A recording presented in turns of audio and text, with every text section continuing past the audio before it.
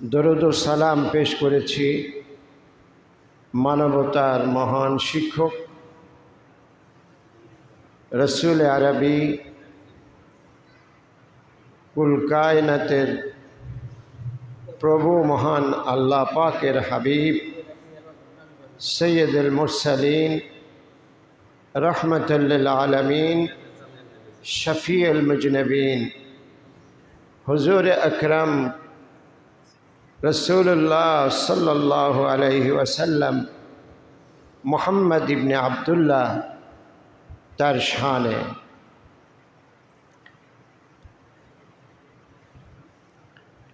আমরা আপনাদের সামনে কালামুল্লাহ শরীফ থেকে তেলাওয়াত করেছি একটি বিশেষ অংশ, যে অংশে আল্লাহ রসুলের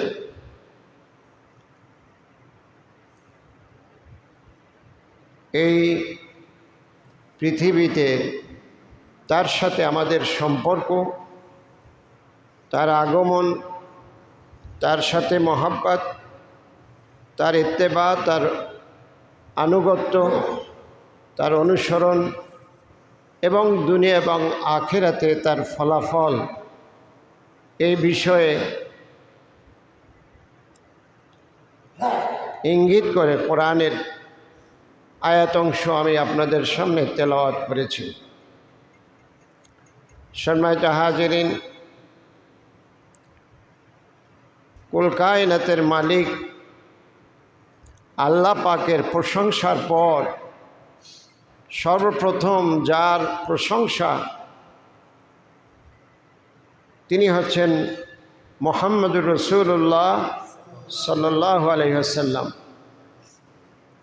সংক্ষেপে কবি বলেছেন যে আল্লাহ নবীর গুণগান, রাসূলের জীবনী, তার জীবনের ফজিলত, তার আগমনের উদ্দেশ্য, তার জীবনের সার্বিক দিক, এক কথায় এভাবে বলা যায় যে আল্লাহ পাকের পরে যার শান ও মান, যার প্রশংসা এবং যার ইজ্জত, তিনি হচ্ছেন আল্লাহর বন্ধু মুহাম্মদুর রাসূলুল্লাহ সাল্লাল্লাহু আলাইহি ওয়াসাল্লাম, যিনি এই রবিউল আউয়াল মাসেই অন্ধকার পৃথিবীকে আলোকিত করে, অন্ধকার পৃথিবীকে আলোকিত করে দুনিয়াতে আগমন করেছিলেন এই রবিউল আউয়াল মাসেই। প্রতি বৎসরই এই মাসটি আমাদের মাঝে বারবার ফিরে আসে।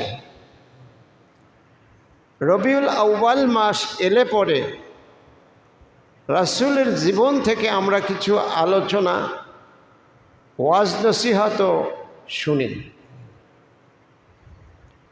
জুমার মসজিদগুলিতে, ওয়াজ মাহফিলে, সিরাতের কিতাবে, রাসূলের জীবনীতে রবিউল আউয়াল উপলক্ষে আল্লাহ রাসূলের কিছু জীবনী আমরা প্রতি বৎসরই শুনি অথবা পড়ি। আর রবিউল আউয়াল উপলক্ষে কিছু সভা সিম্পোজিয়াম হয়, আবার রবিউল আউয়ালের মিছিলও কেউ কেউ করে, আবার মিলাদ শরীফ পরে জিলাপির বিতরণেরও আয়োজন আছে। রবিউল আউয়াল আসলে এটা আমাদের কাছে পরিচিত কাজ, সুপরিচিত কিছু কাজ, যা আমি আপনাদের সামনে বললাম। কিন্তু রবিউল আউয়াল মাস আসলে রাসূলের জীবন থেকে এই কয়েকটি কাজ হিসাব করে করে আদায় করলেই কি নবীর উম্মত হিসেবে নবীর প্রতি দায়িত্ব পালন এবং নবীর ভালোবাসা আর তার অনুসরণ কি হয়ে যায়?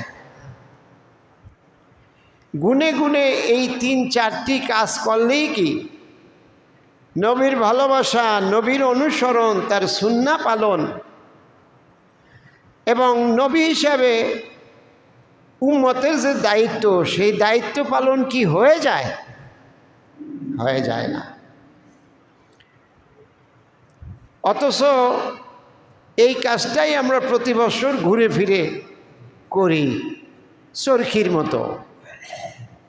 চরখি যেমন ঘুরে আবার ওই জায়গায় আসবে, আমরাও রাসূলের ওই রবিউল আউয়ালের কিছু আলোচনা হবে, একটা মিছিল হবে, মিলাদ শরীফ হবে, মিলাদের পরে মিষ্টি বিতরণ হবে, মাশাআল্লাহ রবিউল আউয়াল পালন শেষ। আমাদের মুসলমান হিসেবে, রাসূলের উম্মত হিসাবে আমাদের দায় দায়িত্ব শেষ।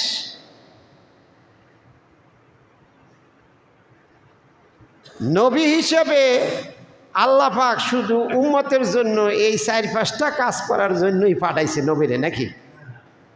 যে তোমরা মিলাদ শরীফ পড়বা,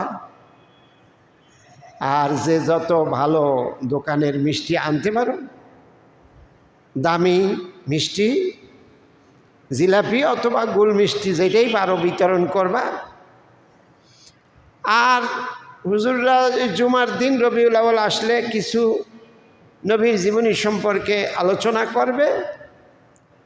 রাসূল কোথায় ছিল, কিভাবে আসলো, তার বাবাকে তার মাকে কোথায় জন্ম নিল, হ্যাঁ, এবং রাসূলের উপরে কে পাথর মারল, এরকম কিছু কাহিনী বলার পরে লোকেরা কিছুক্ষণ কাঁদবে, আর লোক ধরে রাখার জন্য কিছু হাসবে, বক্তা সাহেব কিছু কাঁদাইবে আর কিছু হাসাইবে, আর মিলাদ শরীফ পড়বে, দুরূদ শরীফ পড়বে, রবিউল আউয়ালের দায়িত্ব শেষ। কি ঘটনা, তাই নাকি? এত হালকা তো উম্মতের কাজ না। এই উম্মত কি এত হালকা কাজ করার উম্মত? এই নবী কি এমন হালকা ব্যবহার আর আচরণ পাওয়ার নবী? এই হালকা দায়িত্ব নিয়ে কি নবী দুনিয়ায় আসছে? উম্মতরা এই 4-5টা কাজ করবে, আর সুন্নাত বলে কিছু কাজ মানুষের সামনে তুলে ধরবে। এইগুলি করার পর উম্মতও আজাদ, উম্মতও মুক্ত, আর মুসল্লিও মুক্ত, ইমামও মুক্ত, বক্তাও মুক্ত, মুসল্লিও মুক্ত, শ্রোতাও মুক্ত, আর কার কোনো দায় দায়িত্ব নাই। বিষয়টা কি এরকম? তাহলে আমাদের করণীয় কি? রবিউল আউয়াল মাস এক এক মৌসুমে এর সুবিধা আছে। এই যে জ্যৈষ্ঠ আষাঢ় মাসে আপনার আমের সিজন, নাকি না আরও আগে গেছে? বৈশাখ জ্যৈষ্ঠ আষাঢ়, বৈশাখ জ্যৈষ্ঠ মাসেই এখন বেশিরভাগ আম পাওয়া যায়। তো ওই মৌসুমে অ্যাভেলেবেল আম পাওয়া যায়, নাকি? ওই মৌসুমে আমের মৌসুম, আম পাওয়া যায়। আর ভাদ্র আশ্বিন মাসে তালের মৌসুম, যে এলাকায় তাল গাছ আছে দেখবেন যে ঠাস ঠুস পড়ে ভাদ্র আশ্বিন মাসে, নাকি? ওইটা তালের মৌসুম, তাল পাওয়া যায়। কাঁঠালের মৌসুমে কাঁঠাল পাওয়া যায়। যা যেই জিনিসের যেইটা মৌসুম, ওই মৌসুমে ওই জিনিস খুব ভালো পাওয়া যায়। যেই মৌসুমের যেই জিনিস ওই মৌসুমে ওই জিনিস পাওয়া যায়, নাকি? আর রবিউল আউয়াল মাস হচ্ছে আল্লাহ রাসূলের জীবনী জানা বুঝা, এবং আগে হলো জানা এবং বুঝার মাস। এটা হলো রাসূলের জীবনী জানা এবং বুঝার মৌসুম। রবিউল আউয়াল মাস হলো রাসূলের জীবনী জানা এবং বুঝার মৌসুম। এই মাসে যত বেশি আলোচনা হয়, অন্য সময় তো এত হয় না, যেহেতু বেশি আলোচনা হয় বুঝারও সুযোগ বেশি।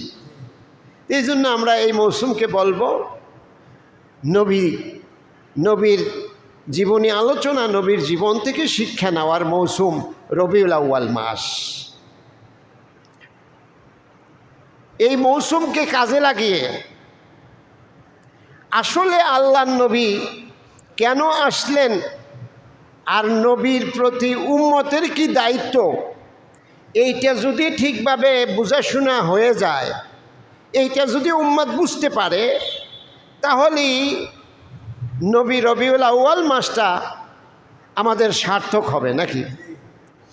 নবীর আগমনটা সার্থক হবে, আমরা নিজেরাও সার্থক হব তখনই যখন নবী কেন আসলো, কি নিয়ে আসলো, কাদের কাছে আসলো, যাদের কাছে নিয়ে আসছে তাদেরকে দায়িত্ব, সেই দায়িত্ব বুঝে নিয়ে সেই অনুযায়ী যদি কাজ করা হয় তাহলে এই রবিউল আউয়াল মাস সার্থক হবে। কি বলেন? আমরা কি চাই যে রবিউল আউয়াল মাস 2026 সালে যেটা আসছে এটা আমাদের জন্য সার্থক হোক, কার্যকরী হোক, কাজে দেওক, এটা কি আমরা চাই? তাহলে আমরা প্রথম দেখব যেই নবী আমাদেরকে দেয়া হলো তার শান ও মান কি। আপনি যদি কারো শান ও মান বুঝতে না পারেন তাহলে তার মূল্য আপনার কাছে হবে না। হবে? সকালবেলা এ রাস্তা দিয়ে সড়ক ধরে অনেক মানুষ ডায়াবেটিসের হাঁটা হাঁটে, নারী পুরুষ না হাঁটে না? শত শত মানুষ ডায়াবেটিসের হাঁটা হাঁটে। এই মানুষগুলির মধ্যে কত ডাক্তার, কত ইঞ্জিনিয়ার, কত কৃষক, কত সাধারণ মানুষ, কত জানা মানুষ, অজানা মানুষ, শিক্ষিত, মূর্খ, আলেম, আলেম নন, এরকম কত মানুষই তো আসা যাওয়া করে নাকি করে না?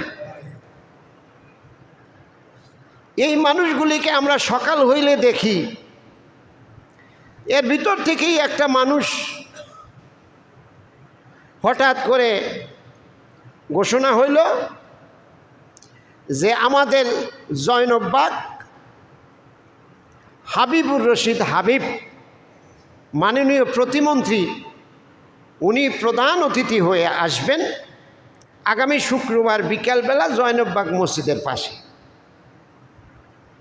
এই ঘোষণা হওয়ার পর আমরা এখানকার শত শত হাজার হাজার মানুষ মন্ত্রীকে দেখার জন্য দল বিদল, দল করি বা না করি, মন্ত্রী আসতেছে এই উপলক্ষে আমরা এখানে হাজির হই নাকি হই না?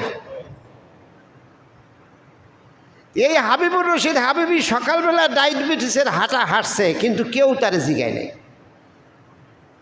যখন কইছে যে হাবিবুর রশিদ হাবিব ওই যে প্রতিমন্ত্রী উনি আসতেছে তখন কিন্তু সবাই আসছে, কেউ সালামও দেয় নাই সকালবেলা তারে। কারণ কত মানুষ হাইটে যায়, তার মধ্যে হাবিবুর রশিদও হাইটে গেছে, তার পরিচয় পায় নাই, তার শান ও মান জানে না, এই জন্য তার ইজ্জতও নাই। আর যখন তার শান মান আর পরিচয় পাইছে তখন সবার কাছে তার ইজ্জত বাড়ছে নাকি বাড়ে নাই? মুহাম্মদুর রাসূলুল্লাহ সাল্লাল্লাহু আলাইহি ওয়াসাল্লাম তিনি কে, তার শান মান কি, তার ইজ্জত কি? এই ইজ্জত যদি আমাদের জানা না থাকে তাহলে তার সম্মান, তার সম্মান যদি জানা না থাকে তাহলে উম্মত হিসাবে আমরা তাকে মূল্যায়ন আর ইজ্জত দিতে পারবো না। পারবো? তার মহব্বত আর ভালোবাসা আমাদের অন্তরে কি বাড়বে? কখন বাড়বে? যখন আমার নবী সম্পর্কে, তার সম্মান ইজ্জত সম্পর্কে আমার জানা থাকবে, তখনই তো আমি তাকে ইজ্জত দেওয়া শিখব, তার কথা শুনবো, তার সুন্নাহ অনুযায়ী চলবো। এই জন্য নবীর জীবনী, নবীর শান মান ইজ্জত ফজিলত জানা দরকার আছে না নাই?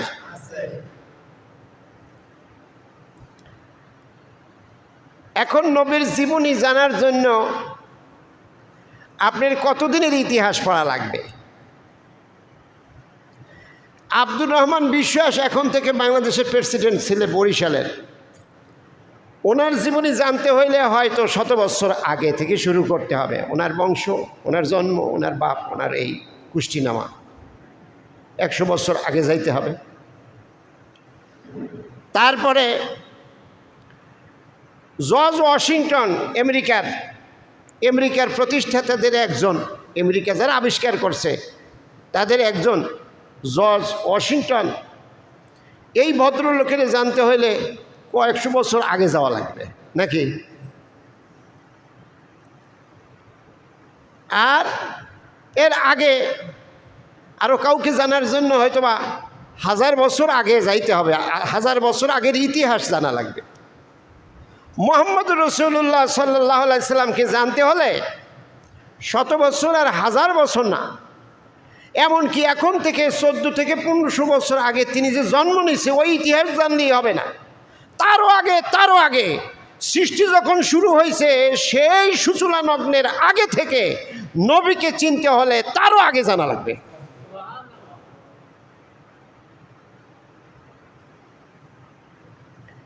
কারণ আকাশের মধ্যে একটি তারকা 70,000 বছর উঠে চমকাতে থাকে, আবার 70,000 বছর সেটা ডিলেট হয়ে যায়, দেখা যায় না, আবার 70,000 বছর সেটা জ্বলে থাকে। হযরত জিবরাইল আলাইহিস সালাম বলতেছেন, আমি ওই আকাশের তারকাটাকে 70,000 বার উঠতে এবং ডুবে থাকতে দেখেছি। সেই তারকা আর কেউ নাই, সেই তারকা হচ্ছে মুহাম্মদুর রাসূলুল্লাহ। নবীকে জানতে হলে কত আগের ইতিহাসে যাইতে হবে চিন্তা করেন। একজন মাত্র ব্যক্তিত্ব, আল্লাহর বন্ধু, যাকে দুনিয়াতে পাঠিয়েছেন, যার জীবনী, যার ইতিহাস জানতে হলে সে সুদূর অনেক অনেক অনেক অনেক দূর জানতে হবে। হাদিস থেকে আমি বললাম। অতএব যার ইতিহাসের শুরু জানতে হলে এত দূর যাওয়া লাগে, সেই লোকের জীবনী কি গুরুত্ব কম না বেশি? সেই নবীর গুরুত্ব কম না বেশি? নবীর গুরুত্ব যদি এত হয়, তা যথার্থ উম্মত যে হইতে পারবে তার গুরুত্ব কম না বেশি?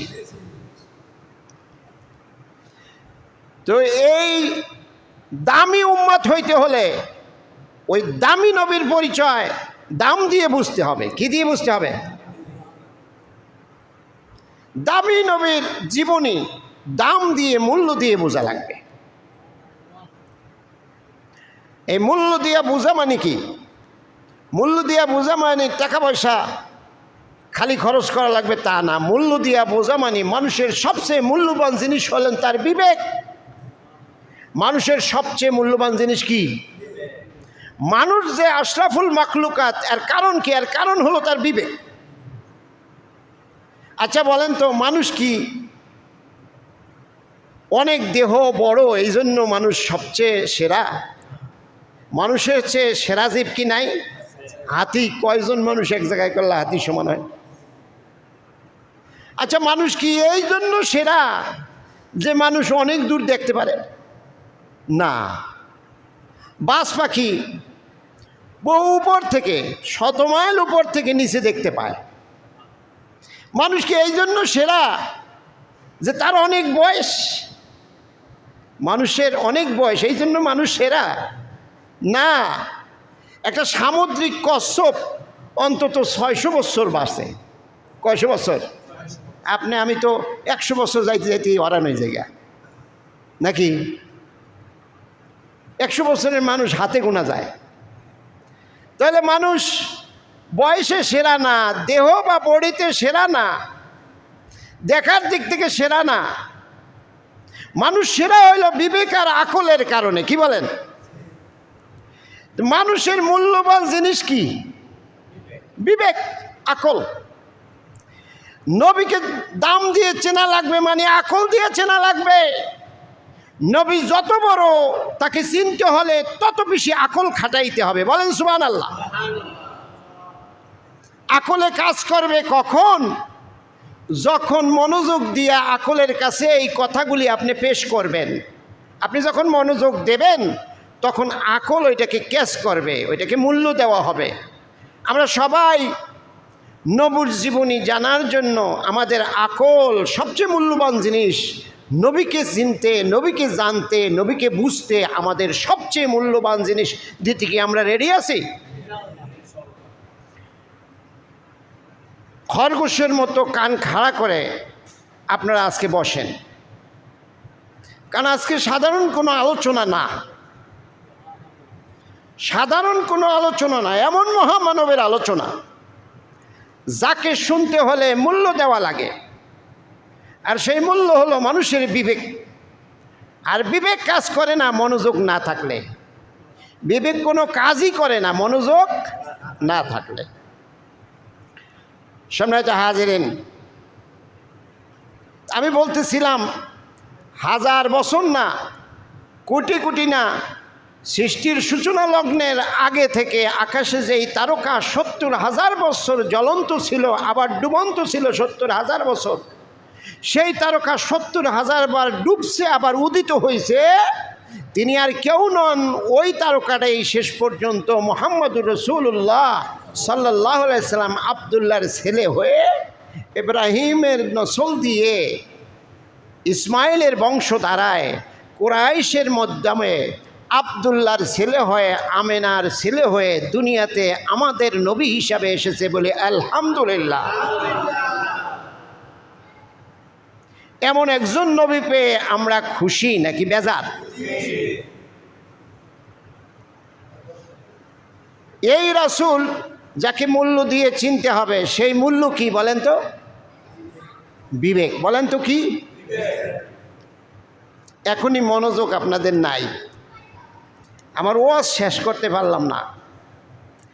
আমার এই যে একটা ক্লাস আছে, আমি মাদ্রাসায় শিক্ষকতা করি, একটা ক্লাস আছে, নাম কমো না, তাহলে আবার হ্যাগো বদনাম হইব। একটা ক্লাস মার্কা মারা, আমি যেই কয়টা ক্লাস নেই তার মানে একটা আছে, এইগুলির আমি দমাইতেই পারি না, কোনোভাবে এইগুলির সাইজ করা যায় না। এই একেবারে রাগ হয়ে সহজে পিঠা পেটে দেওয়া তো নিষেধ, তাও যখন বেশি রাগ আর পারি না, শেষ পর্যন্ত যে যখন দুইটা দেই, এই সাইডে দেই, দিতে দিতে আবার ওই সাইডে যাইতে যেতে হিন্দে আবার শুরু। তার মানে কি এরা খুব মনোযোগী নাকি?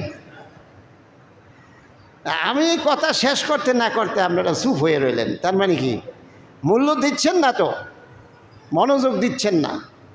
আপনার বিবেক থাকলেই শুধু থাকবে না, মনোযোগ দিলে এটার মূল্য দেওয়া হয়। মুহাম্মদুর রাসূলুল্লাহ সাল্লাল্লাহু আলাইহি ওয়াসাল্লাম। আচ্ছা আপনারা বলেন, আমি প্রশ্ন আকারে জিজ্ঞাসা করি, আলো আর অন্ধকার, অন্ধকার দূর করার জন্য আলোর দরকার হয়।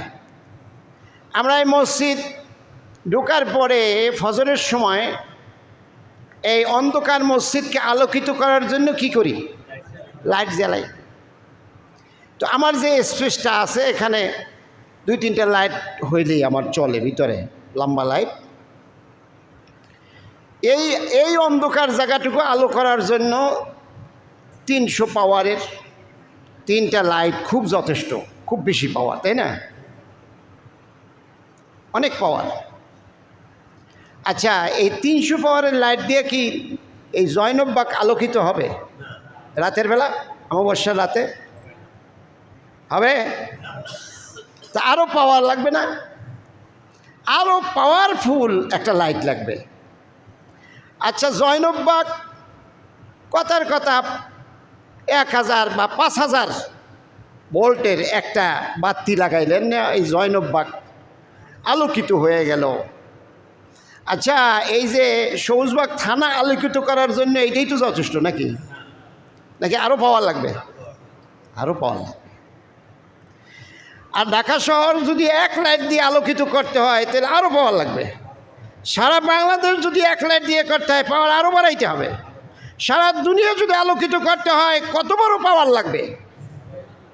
সব পৃথিবী অন্ধকারে নিমজ্জিত, গুটগুটে অন্ধকার। যখন পৃথিবী 570 খ্রিস্টাব্দের ওই অন্ধকার দুনিয়াব্যাপী যখন অন্ধকার, আলোর নিশানা নাই, এই অন্ধকার মানে হলো অসভ্যতা, বর্বরতা, জাহিলিয়াত, জুলুম, অত্যাচার। এই অন্ধকারে পৃথিবী ভর্তি, কানায় পানায় পূর্ণ হয়ে আছে পৃথিবীটা। পৃথিবী আলোকিত করতে হবে, একটা লাইট আল্লাহ পাক ব্যবস্থা করবেন। ওই লাইটের আলো কম হলে চলবে না, বেশি লাগবে। সারা দুনিয়া আলোকিত করার জন্য যেমন অনেক ভোল্টেজের একটা লাইট লাগবে, সারা দুনিয়ার আল্লাহর পথভ্রষ্ট বান্দাদেরকে আলোকিত করার জন্য, পথ দেখাবার জন্য একটা আলো দরকার। সেই আলো হচ্ছে মুহাম্মদুর রাসূলুল্লাহ। আলোটার পাওয়ার কি কম না বেশি? কি বলেন, বেশি না কম? পৃথিবীতে আরও আল্লাহ পাক আরও আলো দিয়েছেন। পৃথিবী নামক এই বাগানটায় অনেক আলো আল্লাহ পাক যুগে যুগে পাঠাইছে, নবী পাঠাইছে। এই সবগুলো আলোকে পাস করে পিছনে ফেলে কোনো আলো আল্লাহ পাঠাইছে বনি ইসরায়েলের জন্য, বনি ইসরায়েলকে শুধুমাত্র আলোকিত করবে। কোনো আলো পাঠিয়েছেন লূত আলাইহিস সালামের জাতির জন্য, শুধু লূতের জাতিকে আলোকিত করবে। এক এক জাতি এবং গোত্রের জন্য, এলাকার জন্য আল্লাহ পাক এক একটা আলো পাঠিয়েছেন। কিন্তু সর্বশেষ তিনি একটা আলো পাঠিয়েছেন কোনো এলাকা অঞ্চলের জন্য না, সারা পৃথিবী আলোকিত করার জন্য। তিনি হচ্ছেন মুহাম্মদুর রাসূলুল্লাহ। সেই আলো এত বেশি পাওয়ারফুল যে ওই আলোকে আল্লাহ রাব্বুল আলামিন জ্বালিয়েছেন। এই আলো প্রজ্বলিত হওয়ার পর আলোর যে ওই যে লাইট জ্বালাবার পরে ওই লাইটের যে আলো কিয়ামত পর্যন্ত পৃথিবীর দিক বিদিকে পৌঁছতে থাকবে, যাইতেই থাকবে, যাইতেই থাকবে। বলেন সুবহানাল্লাহ। কিয়ামত হয়ে যাবে, এই আলো বন্ধ হয়ে যাবে। এর আগে পর্যন্ত এই একটাই আলো, এরপর আর কোনো আলো আসবে না। এই জন্য মুহাম্মদ সাল্লাল্লাহু আলাইহি সাল্লামের পরে আর কোনো নবী রাসূল যারা দাবি করে তারা মিথ্যুক। আল্লাহর নবী বলছেন আমার পরে কিয়ামতের আগ পর্যন্ত 30 জন মিথ্যা নবী দাবি করবে। কয়জন? তার মধ্যে গোলাম আহমদ কাদিয়ানীও একজন। এই 30 জন মিথ্যা নবীর মধ্যে গোলাম আহমদ কাদিয়ানীও একজন। মুসাইলামা আল্লাহর নবীর ইন্তেকালের পরে যার বিরুদ্ধে হযরত আবু বকর যুদ্ধ করেছেন, সেও একজন মিথ্যা নবীর দাবিদার। এরকম করে 30 জন নবী মিথ্যা নবী দাবি করবে কিয়ামত পর্যন্ত। আসলে এই আলো, এই লাইটের পর আর কোনো লাইট কিয়ামত পর্যন্ত লাগবেই না। উনি এমন আলো নিয়ে আসছে যে আচ্ছা লাইট যদি না লাগে হয়নি কেউ খামাখার কেউ জ্বালায়, যদি একেবারে আলোয় ফাটাফাটি হয় না আর একটা আলো লাগাবার কোনো দরকার আছে? মুহাম্মদ সাল্লাল্লাহু আলাইহি ওয়াসাল্লাম যে আলো নিয়ে আসছে, যে হেদায়েত নিয়ে আসছে, এরপর আর কোনো আলোই দরকার হয় না। পৃথিবী অন্ধকার, পৃথিবীকে আলোকিত করার জন্য এই আলোই যথেষ্ট। তাহলে আর একটা আলো কেন জ্বালাবে? আরেকজন নবী কেন আসবে? আরেকজন রাসূল কেন আসবে? বলেন সুবহানাল্লাহ। সম্মানিত হাজিরিন, এই আলোয় পথ দেখার সৌভাগ্য হয়েছে আমরা শেষ উম্মত মুহাম্মদুর রাসূলুল্লাহ সাল্লাল্লাহু আলাইহি ওয়াসাল্লামের উম্মত। আমরা এই আলোতে পথ চলব। রাসূলের দেখানো এই আলো, রাসূলের প্রদর্শিত এই আলোতে পথ চলবে এই উম্মত। আমরা কি ওই আলোতে পথ চলতে রাজি আছি? ওই আলোটার নাম হলো কোরআন এবং সুন্নাত। ওই লাইটের নাম কি? নবী দুনিয়ার থেকে চলে গেছেন, লাইট কিন্তু রেখে গেছেন। সেই লাইট হলো কোরআন এবং হাদিস। সুন্নাত বলা হয় হাদিসকে। এই দুইটি জিনিস একত্রে, এই লাইটের একই সংযোগ, এটা একটাই লাইট। কোরআনের ব্যাখ্যা হলো হাদিস, জিনিস একই। আর মুহাম্মদ সাল্লাল্লাহু আলাইহি সাল্লাম জীবন্ত কোরআন। ওই যে কোরআন আমরা পড়ি ওইটা কাগজের কোরআন, আল্লাহর নবী হইল ওইটা সরাসরি আমল করে আমাদের দেখাইছে, উনি হলো জীবন্ত কোরআন। বলেন সুবহানাল্লাহ। সবটা মিলে একটা লাইট। এই লাইটের ব্যবস্থা আছে। এই লাইটের আলোতে মুহাম্মদ সাল্লাল্লাহু আলাইহি সাল্লামের এই সুন্নাহ এবং এই হাদিস, তার দেখানো পথে আমরা উম্মত হিসাবে চলতে, পথ চলতে, আলোকিত হতে রাজি আছি তো ইনশাআল্লাহ? নারায়ে তাকবীর। সম্মানিত হাজিরিন, এই আলোর খবর, যেই জিনিস যত বেশি গুরুত্বপূর্ণ, যত পাওয়ারফুল, তার খবরও তত পাওয়ারফুল, নাকি? যত নবী আল্লাহ পাক দুনিয়াতে পাঠাইছে সব নবীর ঘোষণা আদম থেকে ঈসা আলাইহিস সালাম পর্যন্ত। আমাদের নবীর আগের নবী কে ছিলেন? হযরত ঈসা আলাইহিস সালাম। আদম থেকে হযরত ঈসা পর্যন্ত লক্ষ লক্ষ নবীর জন্য আল্লাহ পাকের ঘোষণা, হে আমার নবীরা, তোমরা তোমার উম্মতদের কাছে ঘোষণা দিয়ে দাও সর্বশেষ নবী আইতেছে।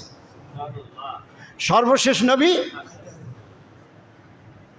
এটা সব নবীর জন্য ফরজ ছিল তার উম্মতের কাছে এই নবীর খবর দেওয়া।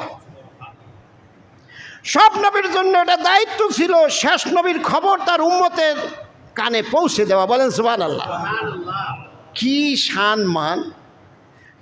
কত আগে নবী, হাজার হাজার বছর আগে নবীরা চলে গেছেন, অথচ তার উম্মতের কানে এই নবীর খবর দেওয়া লাগবে, ওটা তার জন্য ফরজ। বলেন সুবহানাল্লাহ। তা আমাদের নবীর শান আর মান কম না বেশি? রাসূল করিম সাল্লাল্লাহু আলাইহি ওয়াসাল্লাম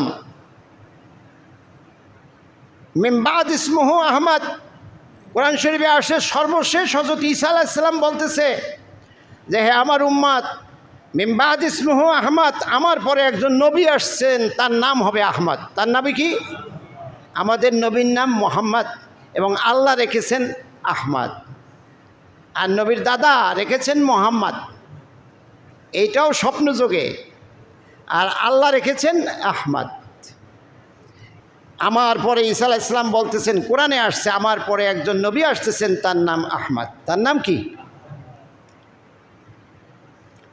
রাসূল করিম সাল্লাল্লাহু আলাইহি ওয়াসাল্লাম। আচ্ছা, আলো বেশি দরকার হয় কখন? অন্ধকার কম থাকলে না বেশি থাকলে? তৎকালীন পৃথিবীতে সবচেয়ে বেশি অসভ্যতা ছেয়ে গেছিল, ওটা একটা অন্ধকার। অসভ্যতা মানে অন্ধকার, মূর্খতা মানে অন্ধকার, অসভ্যতা অন্ধকার, জুলুম একটা অন্ধকার, অন্যায় অনাচার এগুলি সব অন্ধকার, এগুলির একসাথে নাম বলা হয় অন্ধকার। পৃথিবীতে এমন অন্ধকার ছেয়ে গেছিল যে তখন আলোর খুব প্রয়োজন, ঠিক ওই মুহূর্তে আল্লাহ পাক আলোটা দিয়ে দিছে। বলেন সুবহানাল্লাহ। মুহাম্মদ সাল্লাল্লাহু আলাইহি সাল্লাম আসবেন।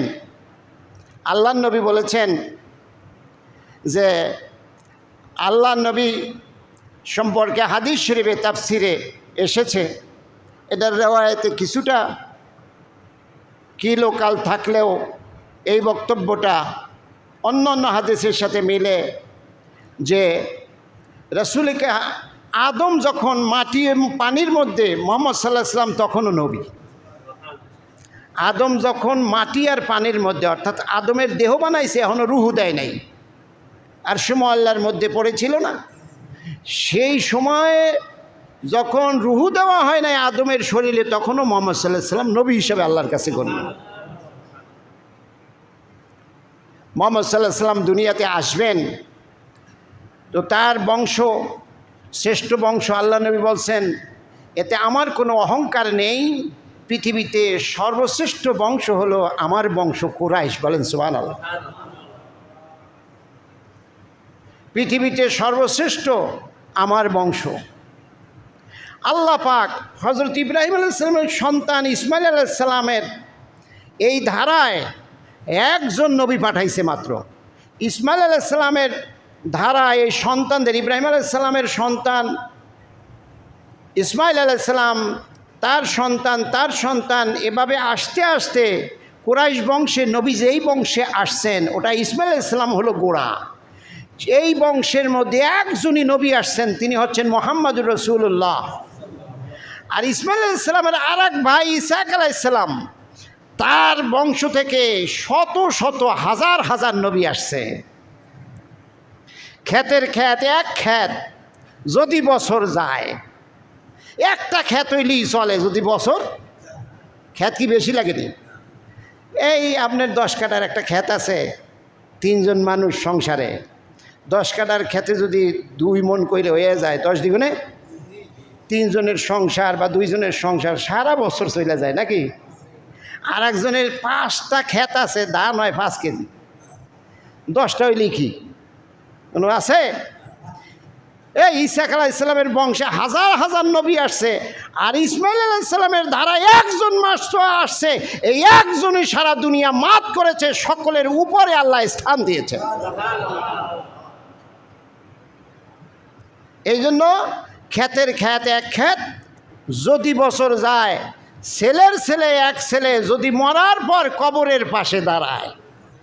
কত ছেলেই তো আছে, 4টা 5টা 6টা 7টা, মইরে গেছে আর বাপের চিনে না, মায়ের চিনে না, কবরের পাশে গিয়া দাঁড়ায় না। এরকম 10 15 20 ছেলে থাকলেই কি, এইরকম 10 15 20টা না থাকে একটা এমন ছেলে থাকে যে বাবার ইন্তেকালের পরে ভালো কাজ করে, সুন্দর কাজ করে, সমাজের উপকার করে, বাবার কবরের পাশে দাঁড়ায়, বাবাকে স্মরণ রাখে, বাবার সওয়াব রেসানি করে, বাবার আত্মীয় স্বজনের খোঁজ খবর নেয়। এমন একটা ছেলে হইলেই তো চলে, কি বলেন? এই জন্য কবি বলছে যে ক্ষেতের ক্ষেত এক ক্ষেত, যদি বছর যায় ছেলের ছেলে এক ছেলে যদি মরার পর কবরের পাশে দাঁড়ায়। বলেন সুবহানাল্লাহ। এরকম ছেলে হইতে আমরা রাজি আছি না? ইনশাল্লাহ যত জোরে মাঝে মাঝে আমরা কই, কামটা কিন্তু ওইরকম সবসময় হয় না। ইনশাল্লাহর আওয়াজ, সুবহানাল্লাহর আওয়াজ, ইনশাল্লাহ দোয়া করেন হুজুর, এই আওয়াজটা যত সুন্দরভাবে হয়, কাজে কিন্তু অত আওয়াজ হয় না। হয়, কাজ করা লাগবে। আওয়াজ কম হইলো, কাজ যদি হয় তো ওই আওয়াজের দরকার কি? দরকার আছে? খুব বেশি দরকার নেই। কাজ যদি হয় আওয়াজ কম হইলেও চলব। আল্লাহ পাক আমাদের তৌফিক দান করুন, সবাই বলে আমিন। বাইরের মাইকটা বন্ধ। এই যে এটা কি মাউথ,